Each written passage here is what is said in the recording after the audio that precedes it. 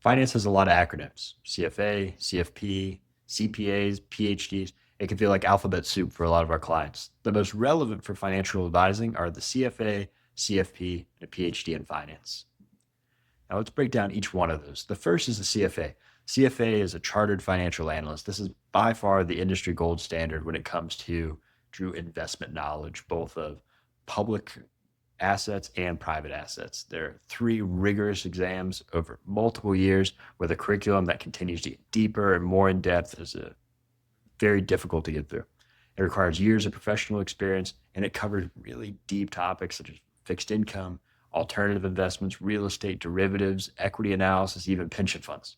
It is by far the strongest credential for complex investment knowledge. Now, the CFP, Certified Financial Planner, focuses on personal financial planning. This is the one that's going to cover things like retirement, taxes, estate planning, insurance, how much you should be saving, emergency funds, budgeting, overall planning strategies. It's best suited to add for big picture life planning side of financial advice. Now, those two go really well hand in hand together. The CFA is going to focus on what goes into the portfolio. So when you build out an equity position or you build out a real estate portfolio, what are the values of those assets? Do they make sense? How do they interact with different economic environments? The CFP is going to focus on how that portfolio fits into your personal life. And together they provide both the depth and practical application that we're looking for in financial plans. Now, the PhD in finance is very different. It's much more academic, it's research driven.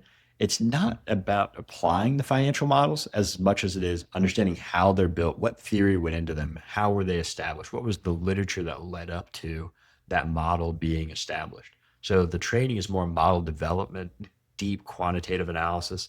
And what's nice about that is it gives the ability to break down really complex financial topics into understandable concepts. So it adds a layer of clarity and rigor that ends up enhancing both those CFA and CFP approaches. To pull all those together, the CFA, this is going to be your deep investment expertise. The CFP is going to give you that broad overhead view of personal finance guidance. And the PhD in finance is going to bring that academic depth, that research mindset, that ability to keep asking why and dig in deeper into the weeds on those, and then the ability to look at those models and their strengths and weaknesses. Fortunately, at Scholar, clients benefit from having all three of these perspectives working together on their plans.